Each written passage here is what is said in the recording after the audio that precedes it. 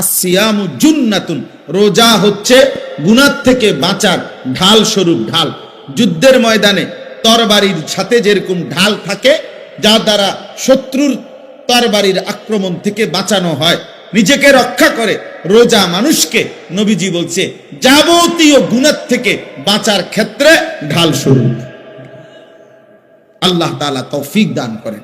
আসেন দ্বিতীয় নাম্বার, তারাবি। দ্বিতীয় নাম্বার কি? তারাবি।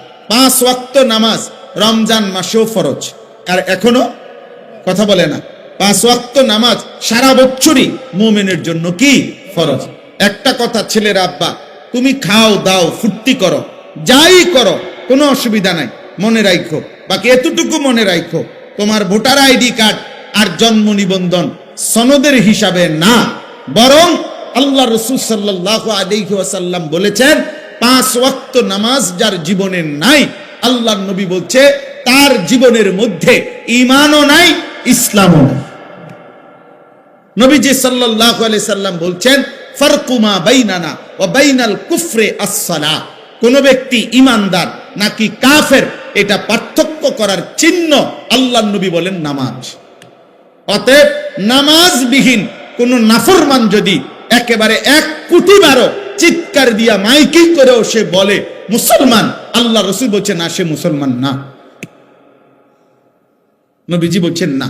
তো ঠিক আছে, এবারে তোমার ভোটার আইডি কার্ড লইয়া তুমি কবরস্থানে যাইও, তোমার ভোটার আইডি কার্ড নিয়া তুমি হাসরের ময়দানে দাঁড়াই, দুনিয়ায় তো ভোগ করো, আহামরি তো আর কিচ্ছু না, কেউই তো আর অতিরিক্ত, কোন নাফরমান কোন পাপী তো আর বাঘের গোস্ত খায় না, আর সিংহের গোস্ত খায় না, ফার্মের মুরগায় খায়, টক মুরগায় খায়।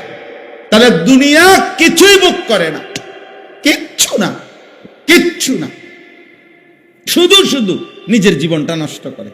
মোবাইলের নর্তকী তো কেউ ধরেও না, শোয়ও না, এটা শুধু চাইয়া থাকে, তাহলে এটা তো নিজেই বোঝে এটা বেহুদা, এর জন্য আল্লাহর নাফরমানি করে, 1 ওয়াক্ত নামাজ পড়ে না। আহা, আশ্চর্য এটা। আমি এই জন্য সব সময় ভাবি যে নামাজ যে পড়ে না ছেলেরা, বাবা তোমরাও মনে রাখো, এর চাইতে আহাম্মক বেওকুফ আর কেউ হইতে পারে। বোকা তুমি, একদম বোকা, একদম বেওকুফ। অথচ 5 ওয়াক্ত নামাজ পড়ে শতভাগ দুনিয়া ভোগ করা যায়, খানা, খাদ্য, পেশাব, পায়খানা, স্ত্রী, সন্তান, সংসার, দালান, বিল্ডিং, বাড়ি ঘর, সবকিছু দুনিয়া ভোগ করা যাচ্ছে নামাজ যারা পড়তেছে। তাহলে এখানে অসুবিধা কোথায়? কেন অসুবিধাটা কি? কি লাভ নামাজ না পড়ে? কি ফায়দা?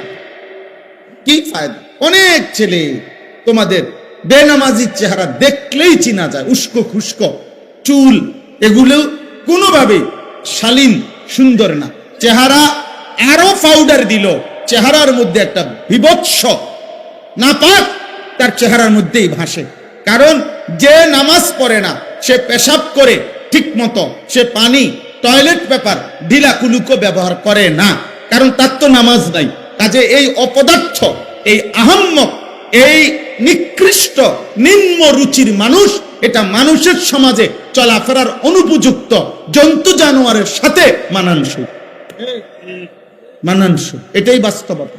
এজন্য মূলত অপবিত্র মানুষ যে তার জীবনে নামাজ নাই, যার জীবনে নামাজ নাই তার সাথে কোনো পবিত্রতাও নেই।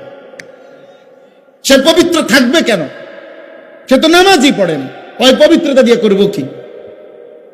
ও তো পবিত্রতার কোনো মর্যাদাই বোঝে না, তার তো নামাজই নাই।